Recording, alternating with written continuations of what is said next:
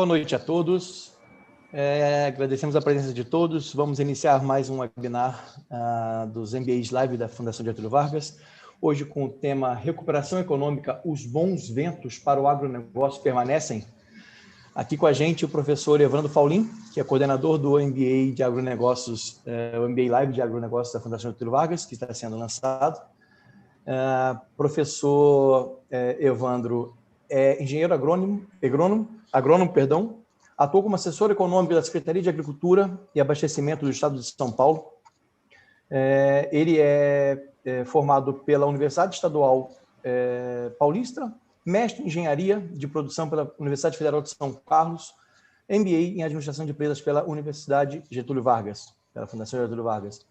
E está conosco aqui também o professor Felipe Serigati, que é professor da Escola de Economia de São Paulo, da FGV, pesquisador, assim como o professor Evandro, do Centro de Agronegócios da Fundação Getúlio Vargas, coordenador do nosso mestrado profissional, colaborador da revista Agroanálises, pesquisador visitante da Universidade da Califórnia, em Berkeley, atuou como assessor econômico da Secretaria de Agricultura, aí sim, perdão, eu fiz uma pequena confusão nos currículos, o professor Felipe atuou como assessor econômico da Secretaria de Agricultura e Abastecimento do Estado de São Paulo. Aqui com a gente também está a Larissa, que vai falar rapidamente para vocês sobre o Slido, que é a nossa ferramenta para podermos interagir com vocês que estão aí nos assistindo, nos enviando perguntas para que a gente possa ter um bate-papo bastante proveitoso ao longo dessa noite. Larissa, você pode dar o recadinho do Slido para a gente?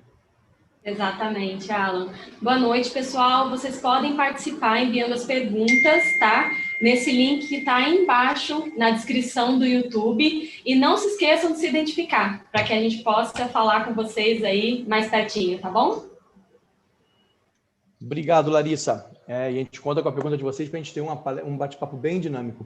Antes de a gente passar a palavra aos professores, eu tenho um disclaimer que eu preciso fazer com todo mundo. Vou fazer a leitura aqui. As manifestações expressas por integrantes dos quadros da Fundação Getúlio Vargas e por convidados que participam dos eventos e transmissões online representam exclusivamente as opiniões dos seus autores e não necessariamente a posição institucional da FGV.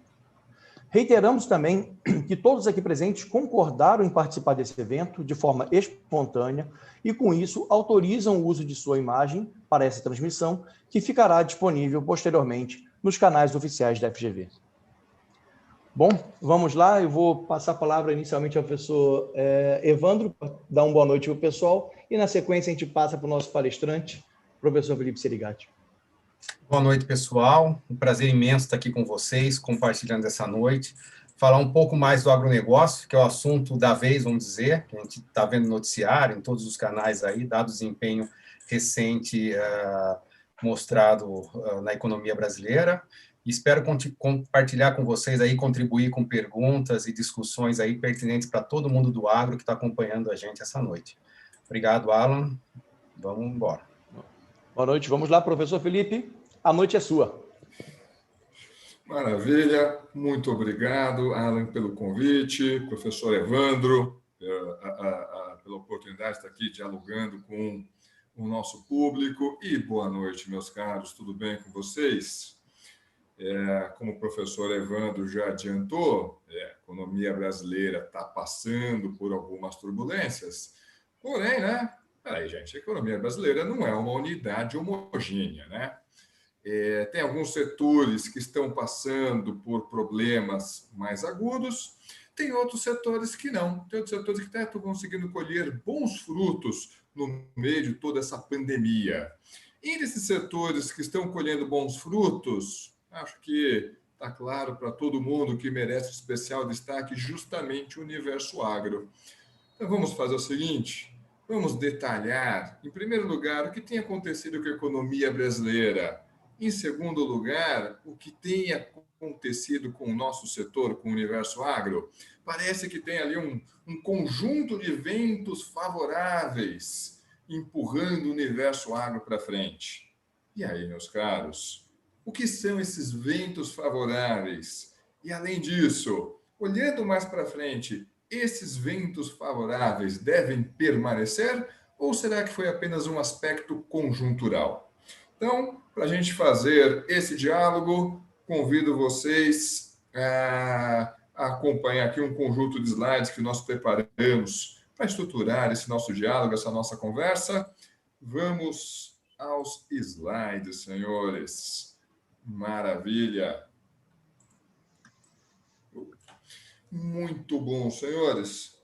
Vamos supor a seguinte situação. Vamos supor que eu não tivesse contado aí com a gentileza do Alan, do professor Evandro, e tivesse poucos minutinhos só para conversar com vocês. Em um slide só, quais seriam as principais mensagens que eu gostaria de compartilhar com vocês? Logo de cara, então, senhores, de forma bem sintética, o que nós temos aqui? Olha, a economia brasileira vai encerrar esse ano menor do que ela estava lá em 2019? Vai. Então, de fato, não vai ser um ano de expansão da economia brasileira, será um ano de contração. Mas se a gente for colocar isso aqui dentro do contexto, vamos puxar na memória, estamos todos nós ali, final de abril, início de maio, a situação, a expectativa era bem mais amarga do que nós temos hoje. A economia brasileira deve contrair? Sem dúvida alguma, senhores, infelizmente. Porém, essa contração deve ser menor do que aquela que nós estávamos projetando, por exemplo, nos meses iniciais da pandemia. Por que isso? Então, o que aconteceu na economia brasileira que fez com que houvesse essa percepção de contração, mas de uma contração menor? Senhores, o grande motivo que se destaca é justamente essa maciça transferência de renda que tem acontecido.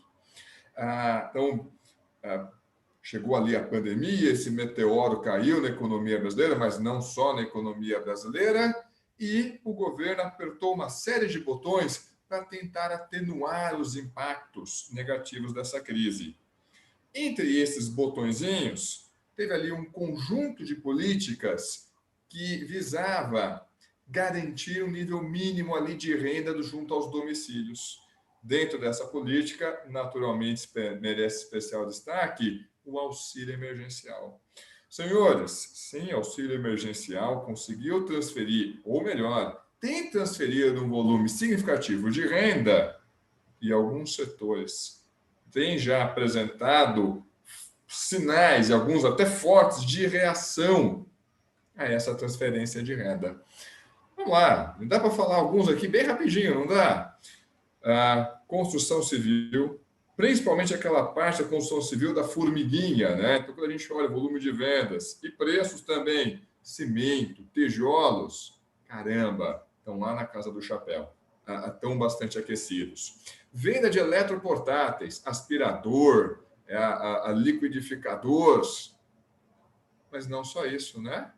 Provavelmente, ao longo dessa semana, faz até talvez aí uns 10 dias, mas fortemente, de quarta-feira para cá, nos noticiários, o que tem recebido especial destaque?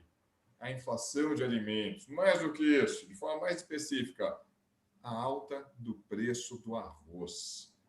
Puxa vida, senhores. O que tem por trás disso? De um lado, é justamente isso, um mercado interno mais aquecido, resultado dessa transferência de renda, que aqueceu alguns setores, entre eles, justamente, o universo agro.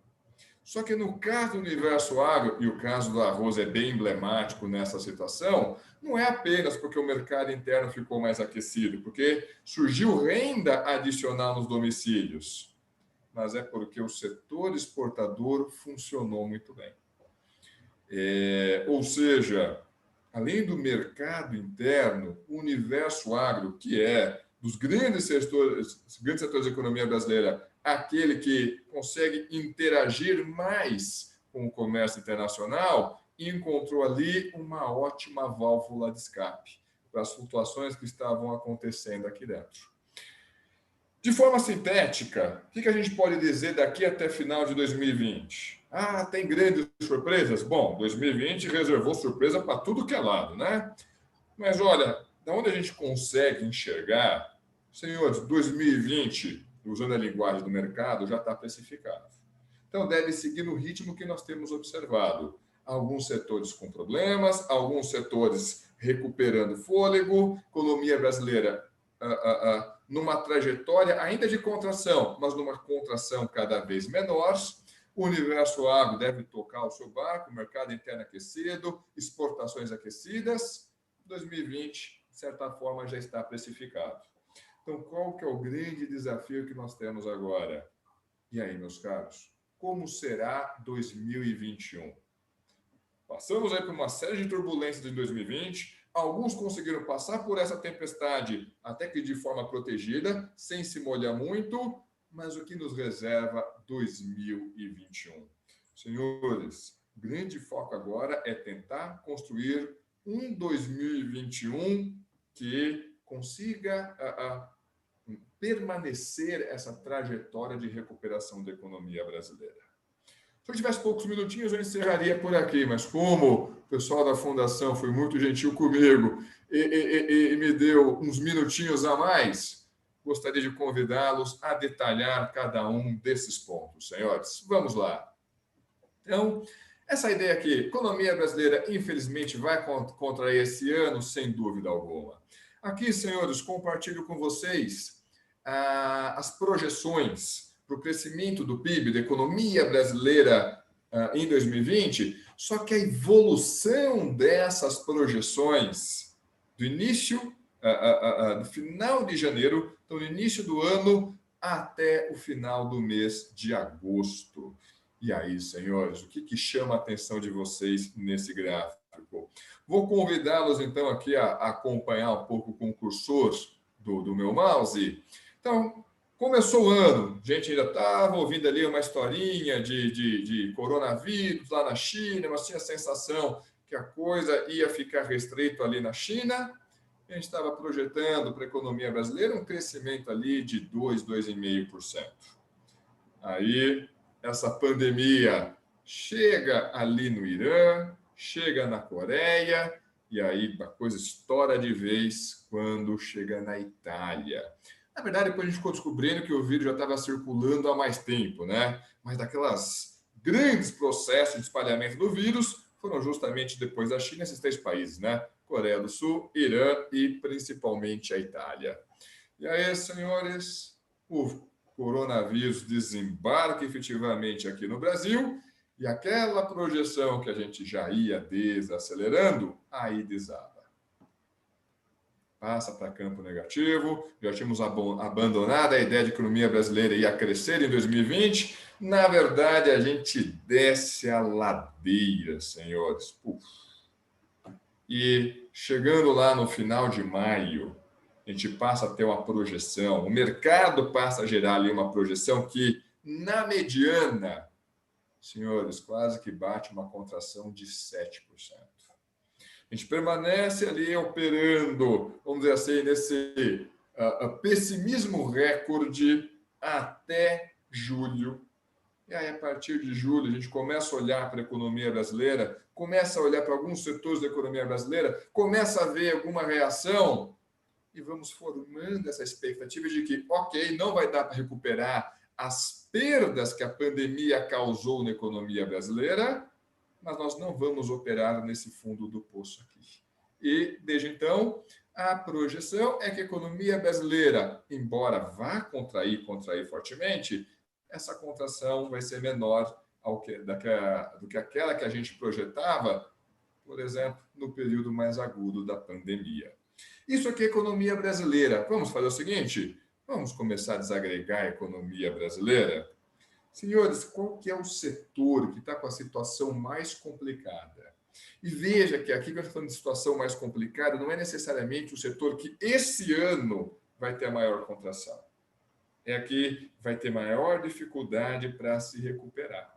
Justamente o setor de serviços. Veja que o shape do gráfico não muda muito do gráfico anterior. A gente imaginava que o setor de serviços ia crescer 2% no início do ano, foi desacelerando essa expectativa conforme o espalhamento do vírus ia aumentando, até que o vírus desembarca aqui no Brasil e a gente desce a ladeira. Expectativa de que o setor de serviços então contraia pouco mais de 5%, só que a dor de cabeças aqui no setor de serviços, senhores, como ela é intensivo em mão de obra e depende um grande parte do serviço desse contato mais próximo. E aí, senhores, do setor de serviços, quando a gente conseguir sair desse túnel que a gente entrou, começar a ver a luz natural, e aí, quanto desse setor de serviços ainda estará em operação? Se eu puder usar uma palavra politicamente incorreta para a ocasião, senhores, qual vai ser o número de mortos e feridos em termos de empresas do setor de serviços quando a gente conseguir sair desse túnel? Como eu falei para vocês, embora o setor de serviços seja o que provavelmente vai ter uma recuperação mais difícil, não é o que mais vai contrair esse ano. Provavelmente, o que vai mais contrair esse ano é justamente a indústria brasileira. Então, o shape do gráfico é o mesmo. A gente imaginava que a indústria ia crescer 2, 2,5% esse ano. Vem o vírus, derruba a economia brasileira, derruba as projeções para o crescimento da indústria. Só que, aos poucos, aquela expectativa mais pessimista vai se flexibilizando. Opa, estamos começando a ver alguns setores industriais exibindo alguma recuperação. Óbvio, a indústria é um setor incrivelmente heterogêneo e essa recuperação vale para alguns setores, para outros setores ainda não. Se eu puxar, já puder fazer uma provocação junto com vocês, pense na indústria brasileira, todos os seus grandes segmentos. Adivinhe só, senhores, qual que é o segmento da indústria brasileira que tem apresentado o melhor desempenho? É isso mesmo. Justamente o ramo da indústria mais associado ao universo agro, o que nós vamos chamar mais adiante de agroindústria. Mas nós vamos olhar isso em instantes. Até o momento, eu mostrei para vocês as projeções do PIB, do setor de serviços e da indústria, né? E os gráficos sempre tinha ali um shapezinho parecido. Vejam que curioso agora, quando eu mostrar para vocês a evolução das projeções para o terceiro grande setor da economia brasileira. O que chama a atenção de vocês ao ver esse gráfico aqui, meus caros? Provavelmente, o shape desse gráfico mudou. Eu não estou vendo em nenhum momento que esse gráfico aqui, que as projeções passearam pelo campo negativo. Não. Senhores, isso aqui é a projeção. Quanto que o mercado tem projetado que as atividades agropecuárias deverão crescer esse ano? E o que chama a atenção de vocês? Ok, houve ali alguma flutuação, mas o fato é o seguinte, senhores, mais uma vez, o universo agro será o único setor, dos grandes setores, né, da economia brasileira, que deverá registrar expansão esse ano. E olha, teve pandemia, a terra tremeu, e para o universo agro, alguns setores sentiram isso, sem dúvida alguma. Não vamos virar para o pessoal de flores e dizer, vocês passearam pelo parque. Não é verdade. Não vamos chegar para o pessoal de biocombustível, pessoal do etanol, e dizer, para vocês está bom para caramba. Não está. Mas, senhores, na média, de longe, o universo agro foi o setor econômico que passou mais ileso, ou melhor, que tem passado mais ileso por todas as turbulências causadas pela pandemia. Por que isso? Então, por que a gente está vendo, de um lado, o universo agro passando relativamente ileso pelas turbulências da pandemia? Essa história a gente conta mais lá na frente. Mas e por que a gente imaginava que a economia brasileira ia contrair mais do que nós estamos imaginando hoje? Por que as expectativas melhoraram com relação à economia brasileira? Justamente, senhores. Bom, tem alguns fatores aqui, mas o que eu acho que vale a pena a gente destacar é justamente essa maciça transferência de renda que tem acontecido junto ao governo federal. Quando a gente fala maciça, aí às vezes fica aquela sensação que a gente está exagerando, né? Estamos não, senhores. Mas como vocês têm um perfil distinto e vão dizer, não adianta colocar o adjetivo, mostre-me os números, para agora mesmo. Senhores, o que vocês estão vendo aqui? Essa tabela aqui vai consumir um pouquinho mais de tempo, então eu convido vocês a acompanhar aqui o cursor do mouse para eu explicar o que está acontecendo aqui. Para evitar, então, que a pandemia jogasse a economia brasileira completamente para baixo, o que o governo fez? Abriu a torneira, abriu os cofres públicos. Senhores, o que significa assim abrir os cofres públicos? O impacto total sobre as contas públicas, isso aqui é o impacto total estimado. A gente só vai saber a conta total disso daqui quando o ano encerrar, mas essas são as projeções do próprio Ministério da Economia. Senhores, o nosso déficit público vai aumentar, além do previsto, que era algo em torno de 80, 90 bilhões de reais, vai aumentar 520 bilhões de reais. R$500 bilhão. Senhores, isso aqui é dinheiro pra caramba em qualquer lugar do mundo. 500 bilhões de reais, R$500 bilhão é grana pra caramba. Uma parte disso vem de contração das receitas, ou seja, a arrecadação não vai ter o desempenho que a gente esperava no início do ano. Óbvio que a atividade econômica desaqueceu fortemente. Mas o grosso desse buraco vem justamente por expansão de gastos. Para onde está indo esse dinheiro? Uma parte está indo para a saúde? Está, sim. Estamos falando aí de 40 bilhões a mais de reais com gasto associado à saúde. Uma parte está indo para estados e municípios? Está indo pouco mais de 76 bilhões de reais. Mas isso daqui, senhores, o grosso daqui é folha de pagamento do setor público, tá? Estados e municípios, sua arrecadação caiu também fortemente, só que como eles têm um orçamento mais engessado, não tem como pagar essa folha. Então, o governo federal está socorrendo estados e municípios para que eles consigam pagar o seu funcionalismo. Mas onde é que está o grosso, senhores? Está aqui, medidas socioeconômicas. Pouco mais de 380 bilhões de reais. É grana pra caramba, senhores. Vamos fazer o seguinte? Vamos abrir essas medidas socioeconômicas? Olha só, abrimos. Aqui vocês vão encontrar, senhores, os principais programas. Não quero dedicar muito tempo aqui, até mesmo porque é apenas uma linha que está chamando a atenção, né? Então, aqueles pouco mais de 380 bilhões de reais está aqui esse total. E aí, senhores, de onde que vem? Qual que é o grosso que responde por esses gastos adicionais nas contas públicas? É justamente esses 250 bilhões de reais.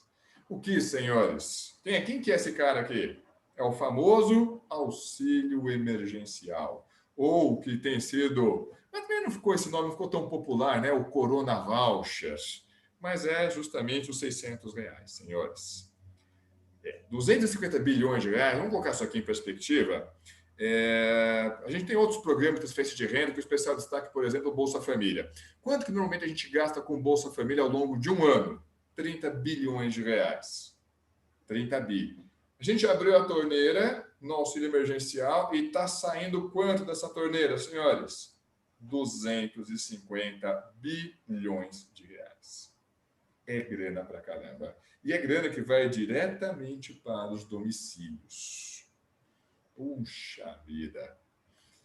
Para vocês terem uma ideia da dimensão disso, eu estou apresentando agora aqui para vocês algumas estatísticas a respeito do mercado de trabalho. Olha só, então uma paulada forte como essa que caiu na economia brasileira devia pegar a nossa taxa de desemprego e jogar lá para a casa do chapéu, né? Ok. A taxa de desemprego não é a melhor métrica para isso, né? Então, a nossa atual taxa de desemprego está rodando em 13%, pouco mais de 13%. É muito maior do que era no passado, exatamente no mesmo período? Não. Ano passado era 12%. No trimestre anterior era de 12,2%. Por que não aumentou tanto a taxa de desemprego? Ora, porque para ser considerado desocupado, popular desempregado por IBGE, esse indivíduo tem que estar sem ocupação e procurando por uma oportunidade. Mas vocês vão dizer, ô Felipe, a gente está com restrição de circulação. A gente não pode nem sair para procurar emprego. Mais do que isso, com toda essa turbulência, aquele indivíduo que perdeu o seu emprego, ele está sem expectativa de que vai conseguir alguma coisa, então ele não vai nem procurar. Só que se ele não procura, ele não é classificado como desocupado. Uma outra forma da gente olhar, então, o impacto dessa crise sobre o mercado de trabalho, convido vocês a olhar essa linha aqui, a população ocupada. Nome mais técnico, vamos colocar isso aqui mais claro? O que é a população ocupada? É o número de postos de trabalho existentes na economia brasileira. Senhores, mais importante que esses números aqui é olhar a variação dos últimos 2 trimestres. Ou seja, vamos fazer a seguinte comparação? Pega o número de postos de trabalho que nós tínhamos no primeiro trimestre desse ano. Compara com o número de postos de trabalho que nós tínhamos no segundo trimestre desse ano, o trimestre em que a pandemia bateu mais fortemente. Quantos postos de trabalho nós perdemos? Quase que 9 milhões de postos de trabalho. É coisa pra caramba. É coisa. E aqui é posto de trabalho formal, informal, empregador, conta própria, empregado, que é todo mundo. Quase que 9 milhões. Ok, em dinheiro, isso significa que quanto de recursos deixaram de circular no nosso mercado interno, olhando só para aquele recurso que vem do mercado de trabalho. Senhores, parou de circular 12 bilhões de reais. Puxando na memória de vocês, quanto que é o nosso auxílio emergencial, senhores? Está transferindo quanto no total? 250 bilhões de reais. Senhores, está claro a dimensão dessa transferência de renda? Senhores, é um volume cavalar de renda. Não só cavalar, mas é um volume insustentável. Nós não temos bala na agulha para sustentar esse programa. A gente vai deixar isso mais adiante, mas eu prometo que eu volto a esse ponto. Felipe, com toda essa transferência de renda, já tem setores ali que estão exibindo alguma reação? Já. Vamos apresentar alguns desses? No agregado, isso daqui é um número que o pessoal da Cielo tem divulgado. Aliás, isso aqui foi bem legal, né, senhores? Foi antes de acompanhar alguns desses números ali pela imprensa, porque a gente era habituado a trabalhar com aqueles números mais oficiais, que o IBGE, que o Banco Central gera, que a própria Fundação Getúlio Vargas gera. Porém, em geral, as instituições trabalham com séries mensais. A crise foi tão inédita ali, com tantos fatores novos, que a gente passou a ir atrás de números, mesmo que não fossem tão precisos como os números oficiais, mas que esse dado saísse mais rápido. Entre eles, por exemplo, o pessoal da Cielo estava divulgando uma proxy ali, né, um indicador antecedente da atividade econômica por meio do volume de transações que houve nas suas maquininhas, nas maquininhas de cartão. O que ficou claro? O que tem demonstrado esses números aqui? Mais importante do que a taxa, senhores, porque aqui a amostra vai ser diferente, por exemplo, daquela que o IBGE, que a Fundação Getúlio Vargas, que o Banco Central utiliza, mais importante é o shape do gráfico. A economia brasileira atingiu lá o fundo do poço no mês de abril? Sim. Nós estamos no processo de recuperação? Sim. É uma recuperação em V? Não. É aquela recuperação em U mais lenta? Também não. É alguma coisa intermediária entre esses dois tipos de recuperação. O ponto mais importante aqui, na minha opinião, não é nem tanto esse agregado. Tem gente que está recuperando melhor e tem gente que está encontrando mais dificuldade para recuperar. Convido vocês, então, a olharem aqui esses números. Nossa, muito de número aqui. Tranquilo, senhores. O que está representando esse número? O volume de vendas do comércio varejista. Então, imagina ali um grande shopping center chamado Brasil. Quais lojas estão melhores? Beleza. Diga-me, vocês mesmo, olhem aí para esse gráfico e percebam que nós temos várias barrinhas operando em campo negativo e outras barrinhas em quantidade menor, operando em campo positivo. Vamos dar uma olhada aqui, acho que vale a pena, principalmente primeiro nas barrinhas em laranja, a variação interanual, ou seja, comparando junho desse ano com junho do ano passado. O que chama a atenção de vocês, senhores? Estão vendo alguns setores aqui exibindo reação? Olha, supermercado e hipermercado não é novidade. Seja porque essa turma transaciona alimentos no comércio varejista, seja porque, principalmente nos grandes centros, e ali onde nós tivemos o comércio varejista tendo que fechar suas portas, quem precisava de algum produto, sei lá, de uma meia. Onde é que esse indivíduo ia comprar essa meia? Ia buscar justamente no supermercado. Ia precisar, sei lá, de uma caixinha de lápis de cor para o seu filho brincar. Mas a papelaria está fechada. Onde é que foi buscar essa caixinha de lápis de cor? Justamente no supermercado. O supermercado ele acabou virando o centro orbital ali, né? Centro gravitacional do comércio varejista. Então, nenhuma novidade que o desempenho dele esteja razoável ao longo de 2020. Mas não é esse que está chamando a atenção de vocês, que está chamando a atenção de vocês. Essa turminha aqui. Senhores, volume de vendas do comércio varejista de móveis e eletrodomésticos crescendo 26%. Isso aqui seria alto com ou sem pandemia, senhor. Isso aqui é impressionante. Mas aqui a base é estreita. Mais ou menos, porque a gente está comparando com junho do ano passado. Pode ser demanda reprimida? Pode ser demanda reprimida, mas dada a conjuntura, senhores, essa transferência de renda, esses R$600, fez com que muita gente olhasse e falasse, quer saber? Vou comprar um ventilador. Quer saber? Vou comprar um aspirador melhor aqui para casa. Quer saber? Não, vou trocar o micro-ondas agora, tenho que ficar mais tempo em casa. Senhores, isso aqui é um conjunto de setores que já estão apresentando uma reação mais forte devido a essa transferência de renda. Outro que tem chamado muito a atenção é construção civil. Puxa vida, com esses R$600, quer saber? Eu vou terminar o quartinho. Quer saber? Com esses R$600, eu vou terminar aqui o revestimento ali da cozinha. Vou terminar a minha laje. Senhores, construção civil, notadamente aquele mais da formiguinha, do pequeno varejo, está crescendo e crescendo significativamente.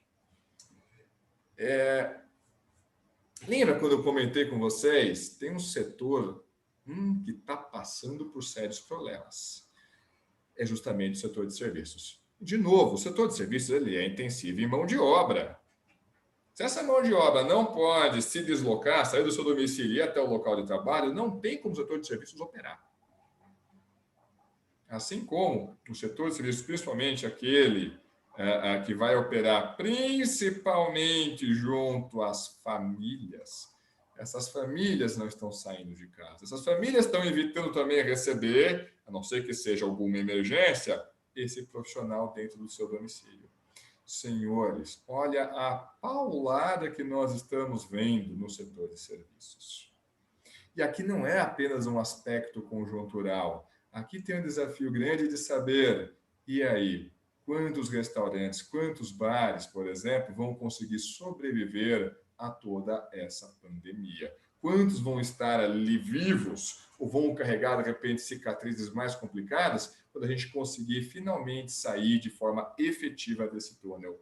Quais são os segmentos do setor de serviços que vocês estão vendo aqui no gráfico, que estão com as barrinhas em campo positivo? Não é nenhuma surpresa, né? Um deles, serviços de tecnologia da informação, suporte técnico, streaming como esse que nós estamos utilizando nesse momento, e aqui os outros serviços. Outros serviços aqui vai ter uma série de coisas, entre eles serviços associados a um setor que vocês conhecem, que nós já conversamos aqui rapidamente nessa apresentação. Qual que é o setor, os grandes setores que têm apresentado crescimento? O agronegócio. Dentro desse outros serviços, nós temos os serviços associados justamente ao universo agro. Sensacional, não, senhores? Então, a recuperação é em V? Não, não é em V. Mas, senhores, para alguns setores, essa recuperação tem acontecido com maior fôlego, com outros, infelizmente, a situação é bem menos confortável.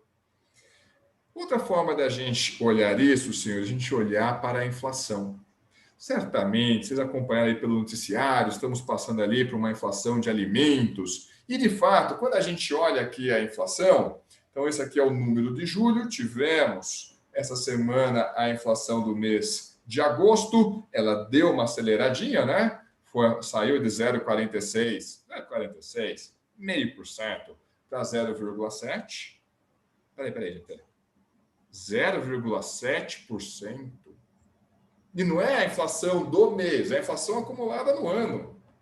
Gente, é muito baixa essa inflação para padrões brasileiros. Quem tem puxado essa inflação para baixo, notadamente vestuário e a parte de transporte. Sim, porque o pessoal está circulando bem menos. No acumulado do ano, o preço da gasolina de janeiro até agosto caiu 6%. Do etanol caiu 12%. Quem tem puxado essa inflação para cima? Eu sei que vai dar uma vontade de olhar e dizer educação mais ou menos, né?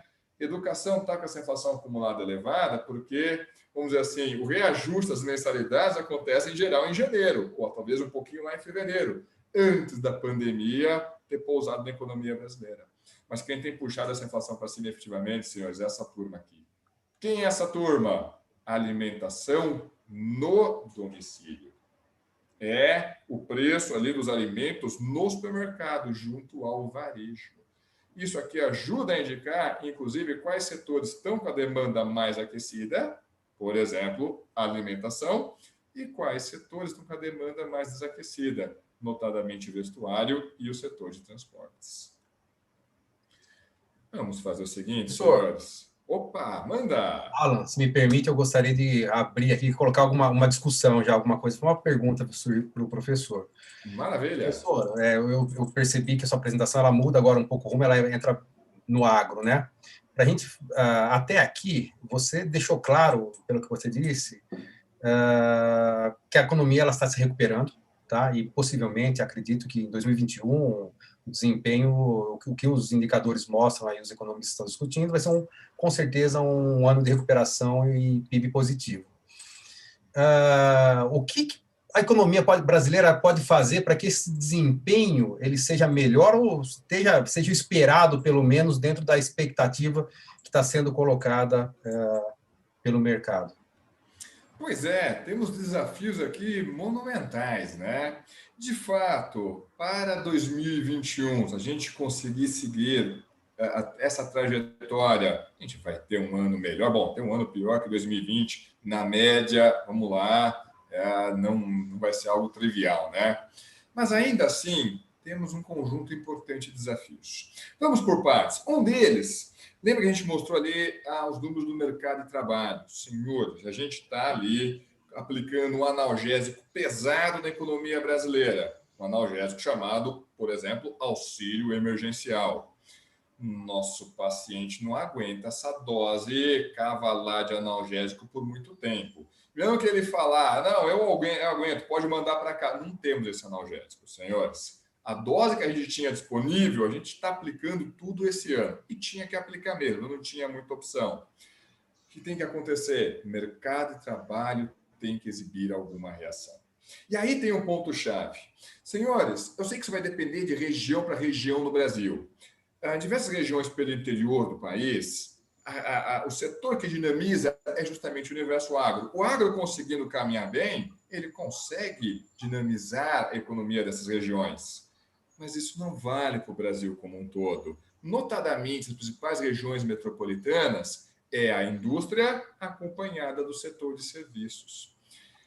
O setor que mais emprega na economia brasileira, de longe, é o setor de serviços. E é justamente o setor de serviços que tem encontrado maior dificuldade. Em outras palavras, foi justamente o setor de serviços que a pandemia bateu de uma forma mais intensa. Em outras palavras, de um lado, para a gente ver essa recuperação, a gente tem que olhar para o mercado de trabalho e ver, o mercado de trabalho exibe algum sinal de reação aí.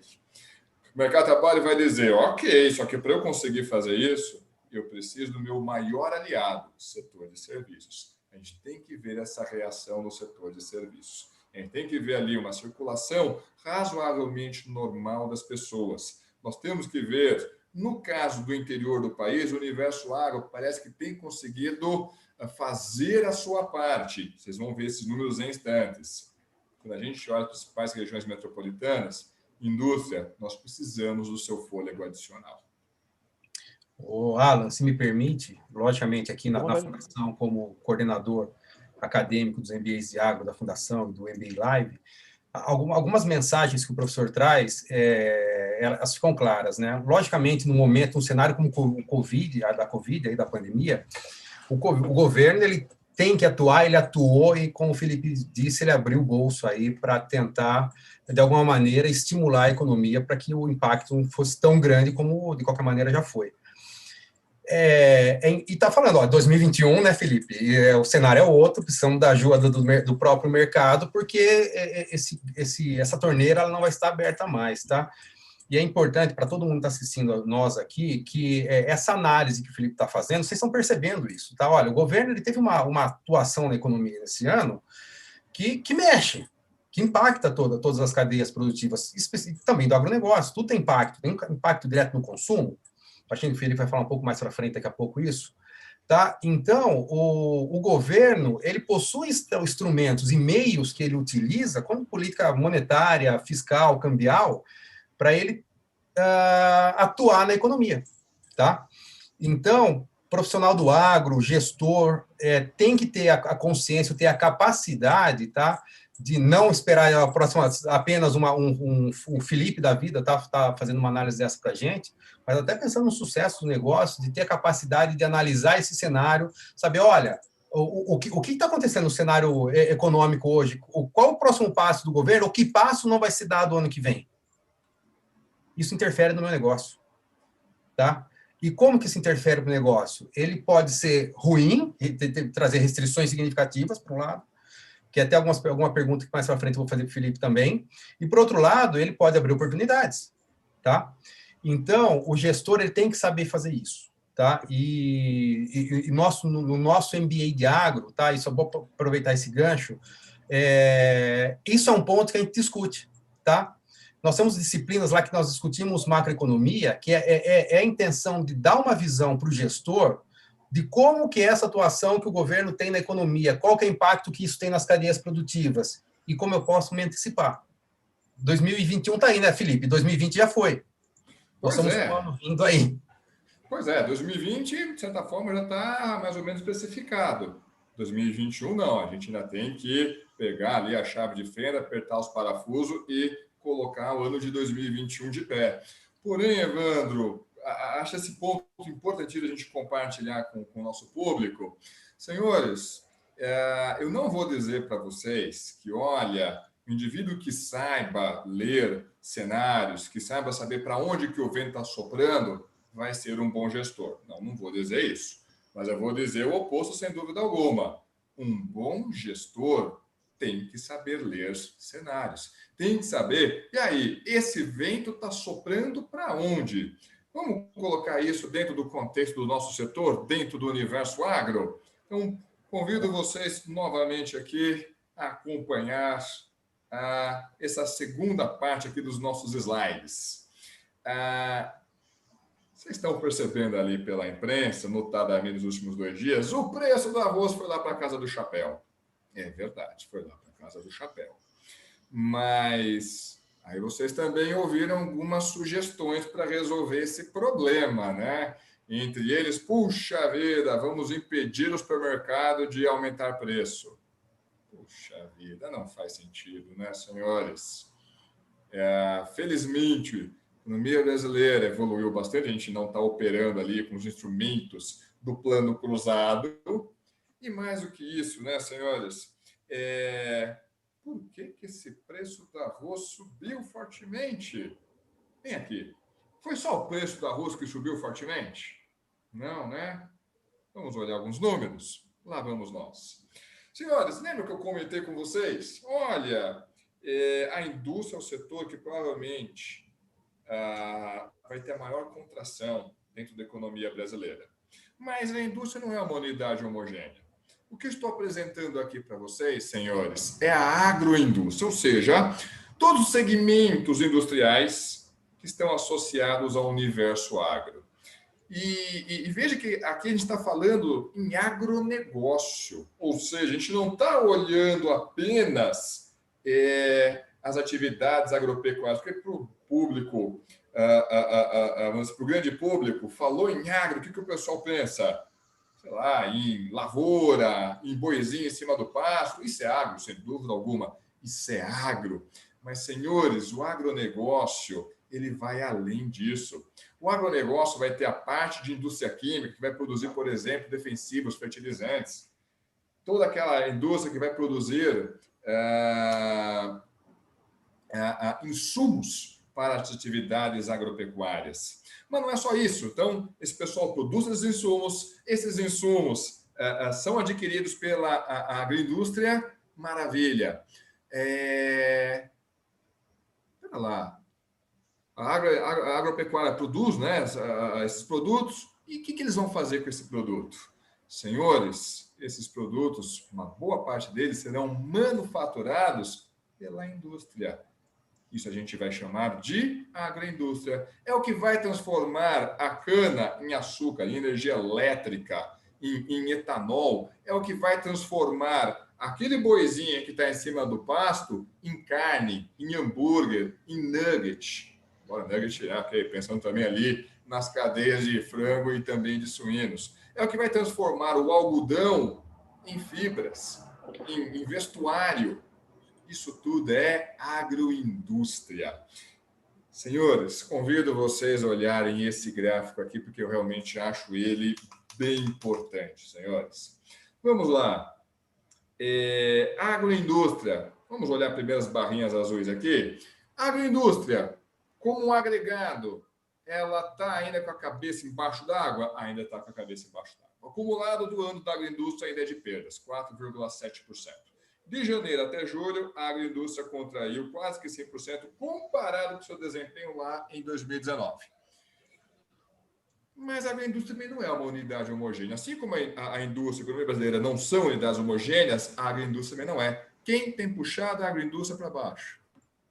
É justamente o segmento de produtos não alimentícios. Indústria têxtil, papel e celulose, borracha, biocombustíveis. Essa turma não está passeando pelo parque.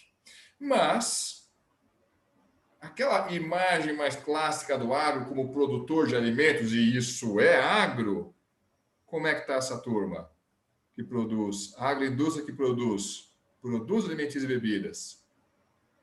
Estão contraindo esse ano? Não. Eles estão apresentando, na verdade, expansão. Apesar de todas as turbulências que nós observamos ao longo desse ano, senhores, a agroindústria de produtos alimentícios e bebidas, de janeiro a julho, já registrou uma expansão de 2,2%. E dado que o mercado interno para esse tipo de produto está aquecido, a trajetória daqui até o final do ano é essa expansão aumentar. Aí vocês vão dizer, e com razão, não acredito em você, Felipe, tá certo? Então, convido vocês a olharmos as outras barrinhas, as barrinhas laranjas agora. Azul, acumulado do ano, de janeiro até julho. A barrinha laranja é a variação interanual. Vamos olhar o desempenho da agroindústria em julho de 2020, com o desempenho de julho do ano passado. Esse aqui é o número mais recente que a gente tem. Senhores, a agroindústria, agora no total, teve um julho melhor esse ano do que teve lá em 2019. Opa! Apesar de toda a turbulência, a agroindústria, em julho, colocou a cabeça para fora d'água. Passou a operar em campo positivo. É verdade, a agroindústria não é uma unidade homogênea. Produtos não alimentícios continuam registrando uma contração. Mas vejam vocês que até mesmo esse grande segmento da agroindústria tem registrado contrações cada vez menores. Não creio que vai conseguir passar para campo positivo até o final do ano. Mas que essa contração tem ficado menor, sem dúvida alguma. Mas quem é que tem puxado essa expansão da agroindústria? Justamente a parte de produtos alimentícios e bebidas. Senhores, vejam esses números. Economia bombando, com pandemia, sem pandemia, em qualquer cenário, uma expansão de 2 dígitos chamaria atenção. Agora, uma expansão de 2 dígitos em pleno contexto que a gente está operando, meu Deus, o que é que está acontecendo nesse setor? E aí o pessoal olha ali para as manchetes e vê inflação de alimentos. Sim, É porque o pessoal está produzindo menos? Não, olha o quanto aumentou a produção. É porque a demanda está aquecida. E como a gente vai ver mais adiante, está aquecida não só no mercado interno, mas também nas exportações junto ao setor externo. Felipe, Manda. se me permite, eu estou com duas perguntas da plateia aqui, Manda. que eu estava aguardando essa hora de a gente começar a falar dos segmentos, e aqui são duas perguntas que trazem aí para a produção agro propriamente, não está falando de agroindústria, mas é que, claro, como a gente sabe, é a cadeia que vai bater na agroindústria. Primeiro, o Gleidson Barros, da Universidade Federal do Maranhão, manifestando uma preocupação. A última barrinha lá era alimento de origem animal, e esse ainda não está tão forte como o de vegetal, né? O vegetal tem uma pergunta que também já chego nela.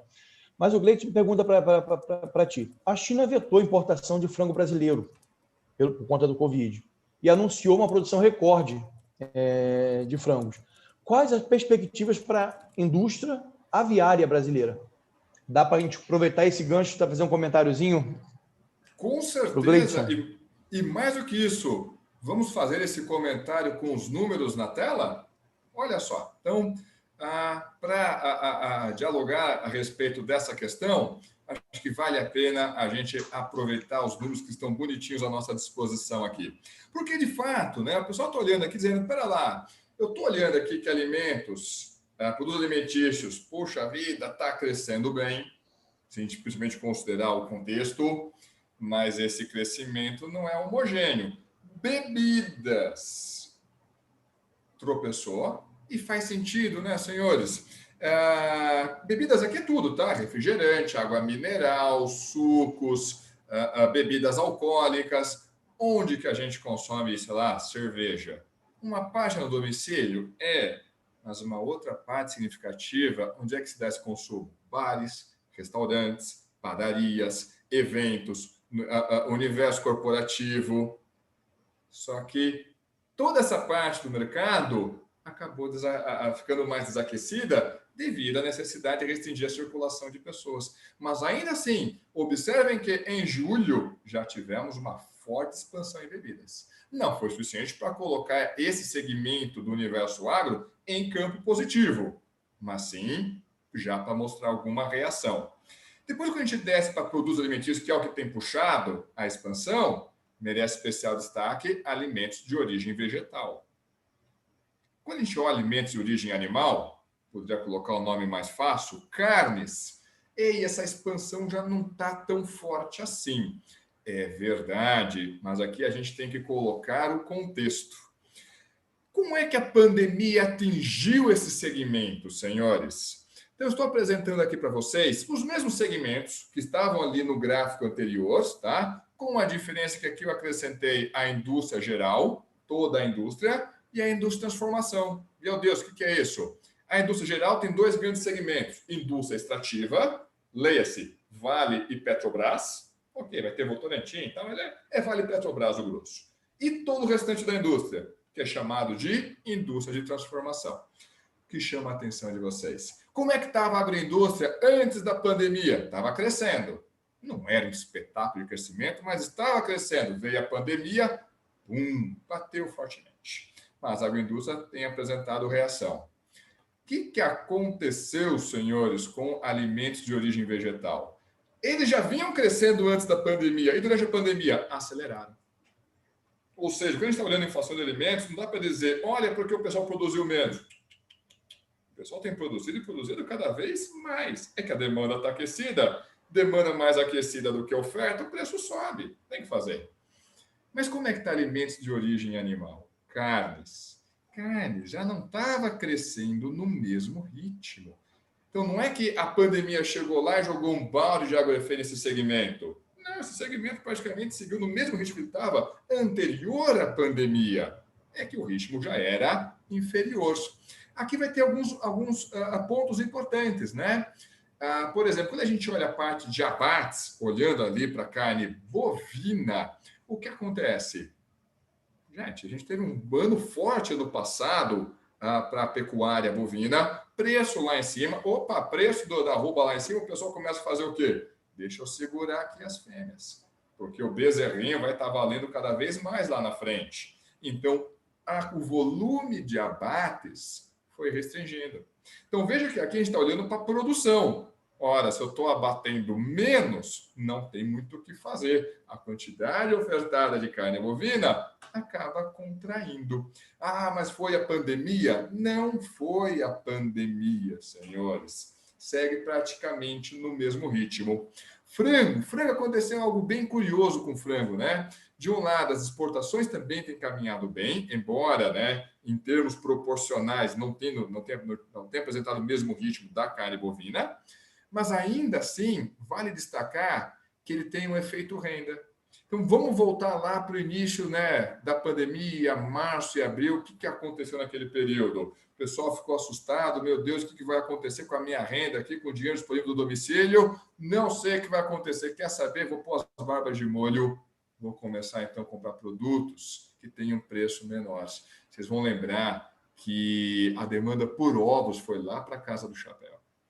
E agora, senhores, com essa injeção maciça de renda, até mesmo a demanda por carne bovina de primeira, contra filé, alcatra, aumentou. De forma que, quando a gente compara os preços dessas carnes de março a abril com o que tem operado hoje esse patamar tem operado com maior intensidade. Em outras palavras, tem turbulência, a gente teve ali alguns frigoríficos que, infelizmente, tiveram que, por um tempo, reduzir o ritmo de atividade das unidades de produção, mas no agregado, a cadeia de proteína animal tem passado por situação relativamente confortável, ao menos quando a gente compara com outros segmentos da economia brasileira, seja no mercado externo, seja no mercado interno. Embora não é passeio no parque, tem existido ali algumas turbulências. Vejam aqui, para a gente encerrar esse slide, temos aqui bebidas, vinha crescendo, olha a paulada que foi a pandemia. E produtos não alimentícios. E aí, quantos de vocês compraram roupas novas ao longo desse processo, ao longo desse período da pandemia? O que aconteceu com a nossa demanda ali por papel, por materiais ali de escritório? Reduziu fortemente. Uma parte da mão de obra acabou a exercer suas atividades dentro do domicílio. Então, olha o quanto contraiu. É algo inédito na economia brasileira? Não. Segue quase que em linha o que a gente tem visto nos demais ramos industriais. O que se destacou é justamente produtos alimentícios e bebidas, na verdade, com especial destaque, alimentos, seja de origem vegetal, seja de origem animal.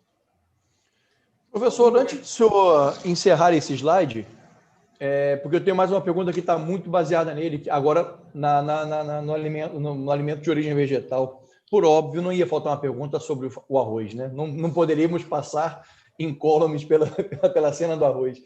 Aldo Faria nos manda a pergunta, obrigado, Aldo.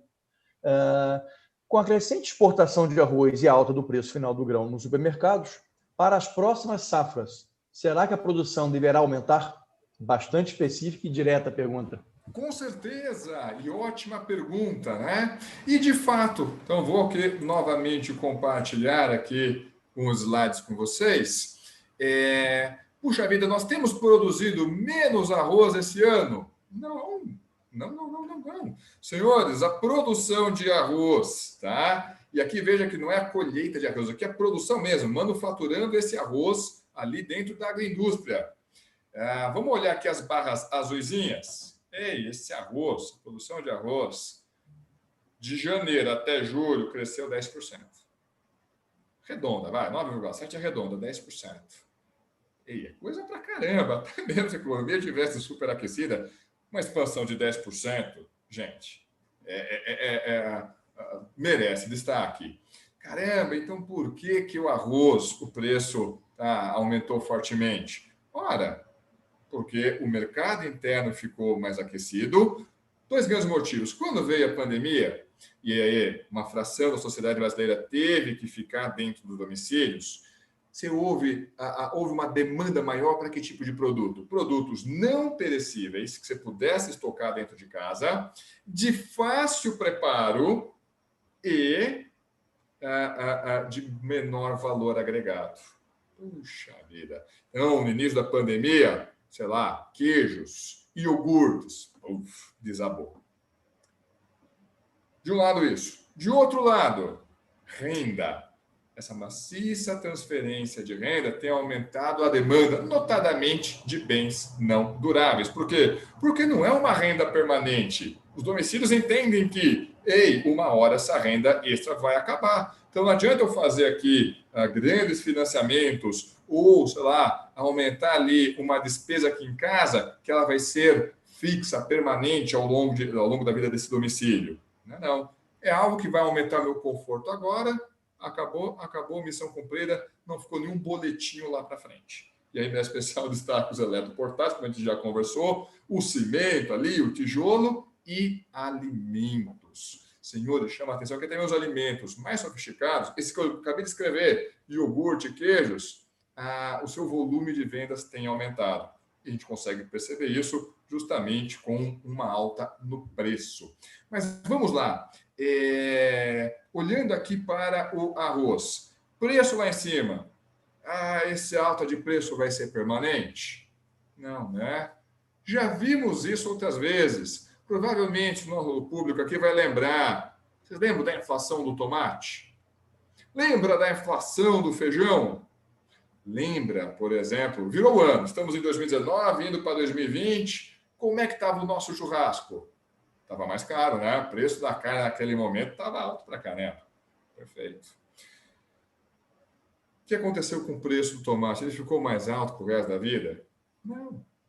Como ficou ali o preço do feijão? Ficou alto para o resto da vida? Não. Por que não? Senhores, inflação de alimentos, inflação dentro do nosso setor, dentro do universo agro, é um processo temporário, um choque temporário, não é um choque permanente.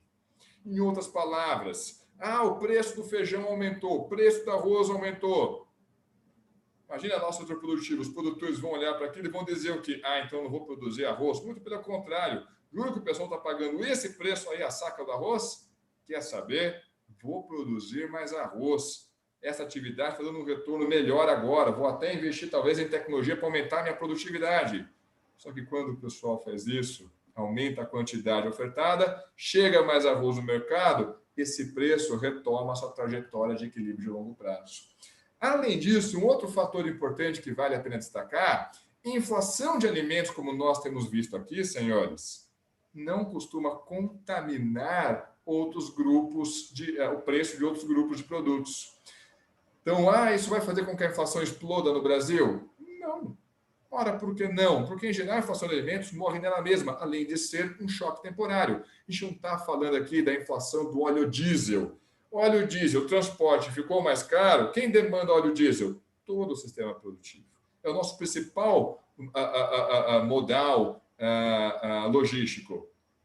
Essa inflação se espalha para a economia. Ou então, se vocês forem lembrar, no início da atual década, a inflação na construção civil. Para produzir alguma atividade, você vai precisar de algum espaço, de um galpão, de um escritório, de um consultório, você vai ter que alugar um espaço ou construir algo em algum espaço. Inflação na construção civil acaba contaminando outros grupos de produtos na economia. Inflação de alimentos, não tem essa característica. Em outras palavras, provavelmente a nossa conversa em setembro do ano que vem, não, senhores, o arroz não deve estar operando a esse preço. Felipe, fazer um comentário adicional aqui para o nosso ouvinte aí que fez a pergunta, né? Então, está nos assistindo. É uma questão característica, lógico, do ambiente competitivo também, Alan. E o setor está sempre olhando isso. No setor produtivo de grãos, os fatores de produção estão lá prontos, tá? E o gestor, ele está sempre monitorando as oportunidades de mercado para tentar tomar sempre a melhor decisão econômica para ele. O que é? Que vai trazer, ou deveria ser pelo menos, o que eu tenho hoje de opção de investimento hoje na próxima produção, que eu tenho competência e ele tem maiores chances de me trazer uma remuneração adequada de todo o capital que eu tenho investido. O agro está olhando isso. Tá? Por isso que o Felipe está falando. Nós temos no final do ano aí uma safra nova de arroz. Estamos aí já também para se iniciar, um ciclo de 60 a 120 dias aí, 90 a 120 dias, que rapidamente nós vamos ter uma demanda de volta ao mercado ajustando isso, e no tomada de decisão no que eu produzo na próxima safra, com certeza muita gente vai estar tomando, quem sabe, né? Quem está olhando e fazendo conta, que é algo que a gente ensina também nos nossos MBAs da Fundação, quais são as produções que vão maximizar meu retorno.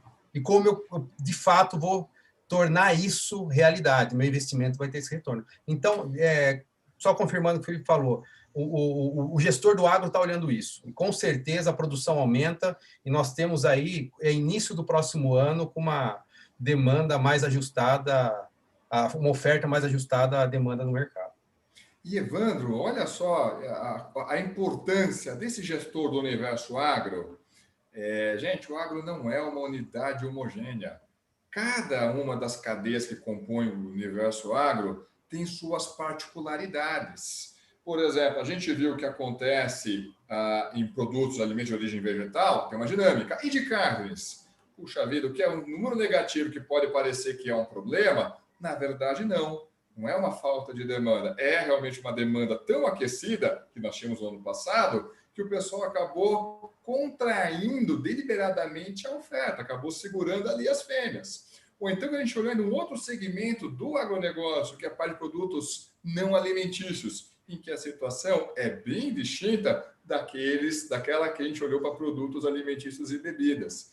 Em outras palavras, o universo agro não é uma unidade homogênea, tem oportunidades de ganho, de investimento, de atuação profissional em diversas dessas cadeias, mas é fundamental que um gestor que opere no universo agro saiba quais são as principais características de cada uma das grandes cadeias do universo agro. É fundamental isso. O universo agro não é uma unidade homogênea, meus caros. Mais uma vez, Alan, desculpa me complementando a fala do Felipe,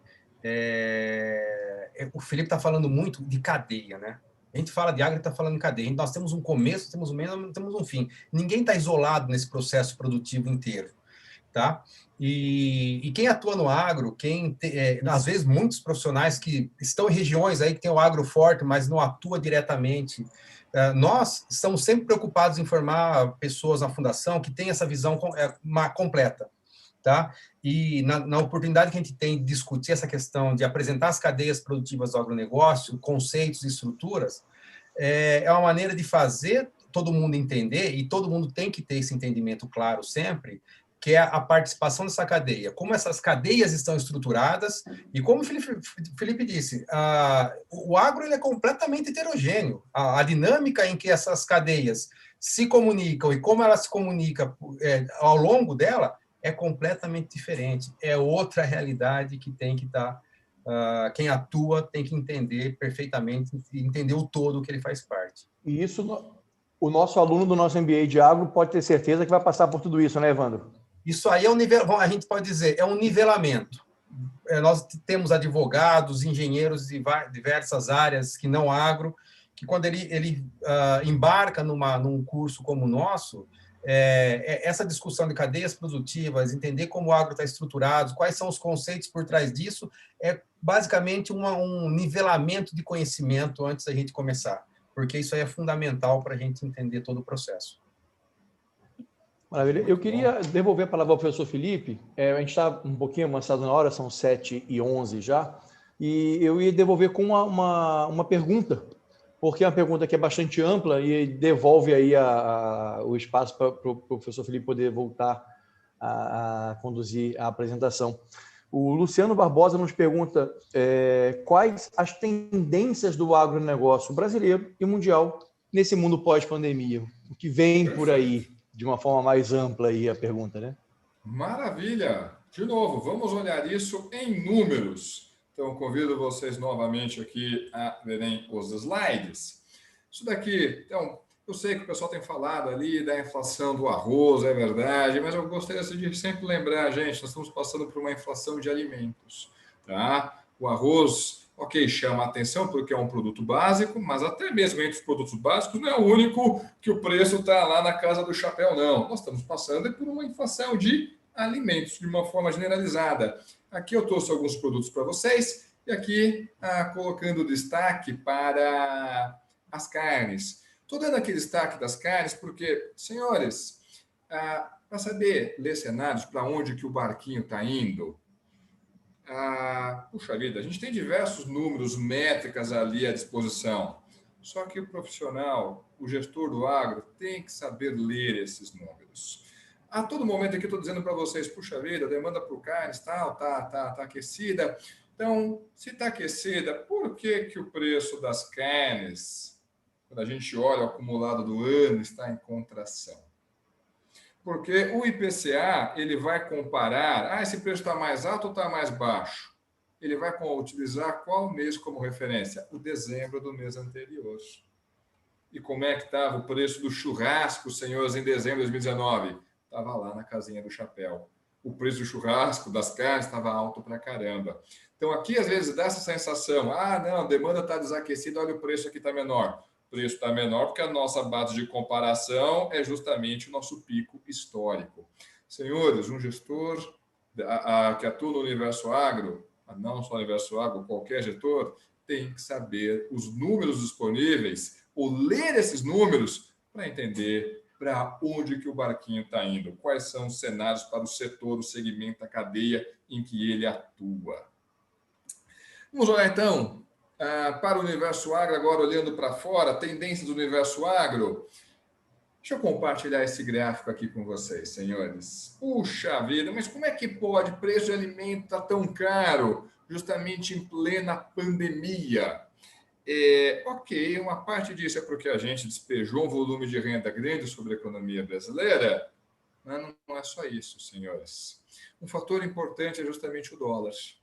Quando a gente olha lá para fora, o preço das commodities agropecuárias, isso aqui é um índice que o Banco Mundial calcula, é como se fosse o IPCA, só que ao invés de olhar a cesta de consumo dos domicílios do Brasil, ele vai olhar apenas as cotações das principais commodities agrícolas transacionadas no mercado internacional. É isso. É como se fosse o IPCA das commodities agrícolas no mercado internacional. Vejam vocês, operavam com determinado patamar, início do ano, chega a pandemia. A demanda por commodities diminuiu.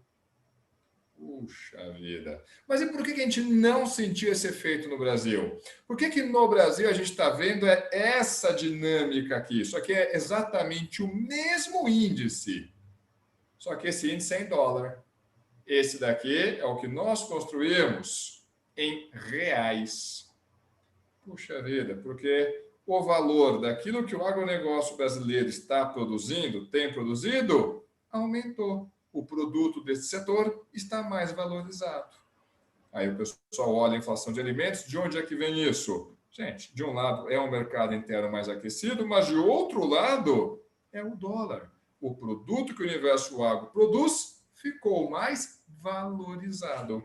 E aí, a gente tem ouvido ali na imprensa, senhores, não tem nenhum vilão. Não é o supermercado, não é o produtor, não é o atacadista, não é o consumidor, não tem vilão. É apenas um equilíbrio de oferta e demanda. Demanda mais aquecida que oferta, empurra o preço para cima. E se fosse o oposto, oferta maior do que a demanda, empurraria o preço para baixo. Como já vimos isso várias vezes, como a gente tem visto, por exemplo, no etanol. Então, não tem vilão, é apenas um equilíbrio de mercado. Quando a gente olha para as nossas exportações, o que chama a atenção, senhores? Vejam vocês, as exportações do universo agro têm caminhado bem. Aqui a gente está comparando, vamos olhar só essas duas últimas barrinhas aqui, que chama a atenção de vocês. Olha, o valor exportado pelo universo agro brasileiro aumentou comparado com o mesmo período do ano anterior? Aumentou. Aí vocês vão dizer, Felipe, isso é dólar. Não, aqui já está em dólar. Então, aqui não tem a variação da cotação do dólar no mercado doméstico. Aqui é tudo em dólar. Aumentou porque a gente passou a exportar mais. Espera lá, mas a gente passou a exportar mais o quê? Foi generalizado para todo o setor? Insisto, agronegócio não é uma unidade homogênea. Tem diversos segmentos, setores ali dentro. De fato, agropecuário, nosso amarelinho, está bombando. Quando a gente olha para a agroindústria, não está caminhando tão bem assim. Vamos fazer o seguinte, vamos desagregar a nossa agroindústria. O que chama a atenção da nossa agroindústria? Quando a gente olha produtos alimentícios e bebidas, e aqui merece especial destaque o setor de carnes, sim, as exportações estão maiores do que estavam no ano passado. Onde é que não tem expandido a agroindústria? Justamente em produtos não alimentícios. E aqui, especial destaque, por exemplo, a parte de fibras, embora para algodão até que o resultado foi bacana, mas especial destaque também papel e celulose, senhores. Insisto, o Universo Agro não é uma unidade homogênea. Um gestor que atua no setor tem que conhecer o que acontece dentro da sua cadeia, quais são as particularidades e como cada um desses elos dialoga e interage entre si. Ainda assim, senhores, vejam que curioso. Veio a pandemia. Essa pandemia bateu de forma desfavorável em todo mundo? Não. Digam-me, o que chama a atenção de vocês quando a gente olha agora exportação do Universo Agro, mês a mês? Tem nada aqui que chama a atenção de vocês? Quando é que começou a subir as exportações do agronegócio? Justamente ao longo da pandemia. Por que isso? E veja que isso aqui vai se repetir em diversos produtos. Isso daqui é agronegócio como um todo. Aqui nós temos, senhores, apenas atividades agropecuárias. Vinha operando em determinado ritmo, aí que passou a crescer de uma forma mais robusta. Agroindústria, vocês estão olhando dizendo, Felipe, o padrão aqui está esquisito. Mas já aprendemos, a agroindústria não é uma unidade homogênea. Vamos desagregar aqui a agroindústria? Produtos não alimentícios, a situação não está confortável. Mas quando a gente olha produtos alimentícios e bebidas, olha aqui a forte expansão. Inclusive, exportação, óbvio, de arroz. Senhores, por que isso? Aqui tem algo sensacional para responder a pergunta do nosso colega, que eu acho que vale a pena a gente destacar. O Universo Agro, ao longo dessa pandemia, tem construído uma imagem importantíssima. O Brasil não é o único fornecedor de alimentos, de produtos agropecuários para o resto do mundo. Tem diversos outros fornecedores. O Brasil, se não for o maior, é um dos maiores, sem dúvida alguma. Mas tem algo adicional que destaca o Brasil, e ficou claro na pandemia. Porque, apesar de todas as turbulências, o Universo Agro brasileiro não parou de produzir. Nenhum momento. Teve um problema localizado em um ou outro segmento, em uma outra unidade produtiva, mas no agregado, o Universo Agro não parou de produzir. Estados Unidos, por exemplo, outro importante player no mercado, quando a gente pensa em carnes, teve problemas complicados ali em seus frigoríficos. Quando a gente pensa, por exemplo, na Rússia ou na Argentina, nossos colegas aqui do lado, esse pessoal, para alguns produtos, fechou seus portos para garantir o abastecimento do mercado interno. Nós não precisamos fazer isso. Mas o preço está alto. O preço está alto porque a demanda está aquecida. Não é por falta de produto, não é por falta de disponibilidade de alimento no Brasil. É por uma renda adicional que acabou aparecendo, além de um setor exportador mais aquecido. Senhores, o Universo Agro brasileiro conseguiu fazer o quê? É como se dissesse para o restante do mundo: vocês querem comprar alimentos, fibras? Faz o seguinte, costa seu barquinho aqui no porto, você vai sair com um container cheio. Dos grandes ofertantes para o mercado internacional, senhores, o Brasil, o agronegócio brasileiro foi o único que conseguiu entregar isso em plena pandemia. A gente construiu ali, ou reforçamos a imagem de um player, de um parceiro comercial resiliente e confiável. Acredito que essa tendência deva permanecer, mas, senhores, não é, já estou encaminhando aqui para o fim, não é apenas passeio no barco. Manda, Evandro, manda. Só para não perder o gancho. Algo importante a gente dizer também nessa questão: o Brasil, de fato, ele foi o único país do mundo que ele conseguiu aumentar as exportações nesse período. Logicamente e fundamental o campo continuar produzindo, quer dizer, a agroindústria também fazer de tudo para não parar, mas a logística teve um papel fundamental também, tá? Porque nós estamos falando de um país continental com a produção localizada em locais distantes dos centros de consumo e de distribuição, somente dos portos, tá? Em que todo esse planejamento logístico, sabendo os problemas que o Brasil tem, dos investimentos que estamos fazendo, precisamos fazer ainda, foi crucial, tá?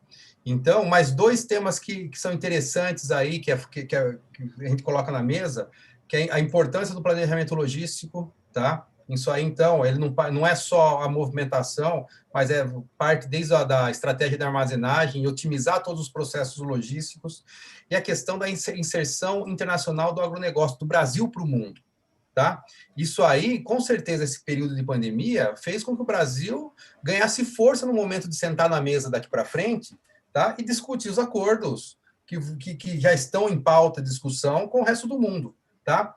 E são assuntos, mais uma vez, que nós precisamos todos, para o agronegócio crescer, todos estarem preparados ou entendendo o contexto onde a gente está inserido para tomar a melhor decisão, sempre.